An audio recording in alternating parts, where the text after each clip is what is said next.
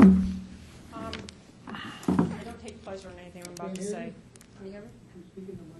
Okay, I don't take pleasure in anything I'm about to say. Christa Mariner, 58 Farms Village Road.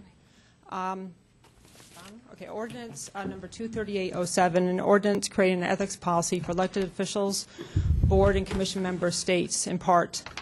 It is the policy of the town of Rocky Hill to uphold, promote, and demand the highest standards of ethics and ethical conduct from all of its officials, whether elected or appointed. Accordingly, all members of the town council should maintain the utmost standards of personal integrity, truthfulness, honesty, and fairness in carrying out their public duties, avoid any improprieties in their roles as public servants, comply with all applicable laws, and never use their position or powers within the town improperly or for personal gain. Honesty and integrity shall be primary values in all issues.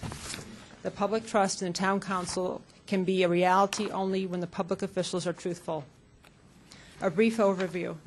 On March 18th, Town Councilor and Deputy Mayor Tim Moriarty cast a deciding vote, 5-4, for the Town Council PLA vote for the high school.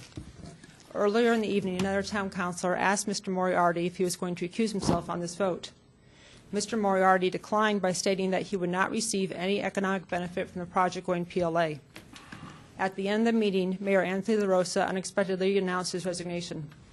It is my understanding that Mayor LaRosa's resignation was only known to 2 other members of the Town Council prior to the PLA vote, none of them Republican, and by the end of the meeting, Mr. Moriarty unexpectedly became the acting mayor. At the next Town Council meeting on April 1st, I addressed the Council and distributed correspondence regarding Mr. Moriarty's conflict of interest as I knew it to be at the time. I also reached out to those who had been unjustly harmed by Mr. Moriarty's egregious conflict of interest. I got quite the education. It came to be my understanding that Mr. Moriarty was responsible for the PLA being on the Town Council agenda in the first place. I also learned that the union for which he is instructor and vice president of its Hartford chapter, the UBC, or the United Brotherhood of Carpenters and Joiners of America, stood to make approximately $5.4 million from the high school going PLA. In my opinion, Mr. Moriarty put the financial benefits to his union ahead of the best interests of the residents of Rocky Hill. Since March 18th, I am sure the taxpayers of Rocky Hill have borne a significant cost to pay for Town Attorney Morris Boria to negotiate the terms of the PLA. However, the PLA vote was unexpectedly rescinded by the Town Council on October 7th without prior notice to either the community or the unions that it would be an add-on item to the agenda following an executive session for the generic pending claims and litigation. It was quite the October surprise. An article filed in the Hartford Current on October 10th. It featured a surprising quote from the president of ABC, the Associated Builders and Contractors Incorporated. We were told off the record that he was absolutely advised not to vote, and he chose to ignore that advice. If he had not voted, it would not have passed. Thus, I would like to publicly ask Mr. Moriarty some questions, since this will be the only opportunity to do so prior to the election in only 2 weeks. 1.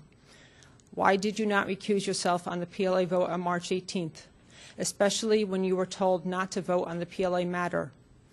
Is it because you knew that you would be the acting mayor at the end of the meeting, and thus Attorney Boria would be compelled to write a legal opinion to protect you, as he did on April 9th? Second, how can you justify being both the mayor of Rocky Hill and vice president of the local chapter of your powerful union at the same time? Do you not view this scenario as creating conflicts of interest? 3, how can the voters trust that you will not again put the financial benefits to your union ahead of the best interests of the residents of Rocky Hill? As the mayor of Rocky Hill, Mr. Moriarty's actions and character have to be beyond reproach. He has displayed the highest level of integrity in both his professional life and his personal life. There can be no hint of scandal. He must be held accountable for his actions and maintain a governance of transparency and fairness to all. Thank you for your time. Thank you very much. Anybody else from the public like to speak? Under public comment, we normally don't answer the questions. I'd be more than happy to answer Ms. Mariner's questions after the meeting.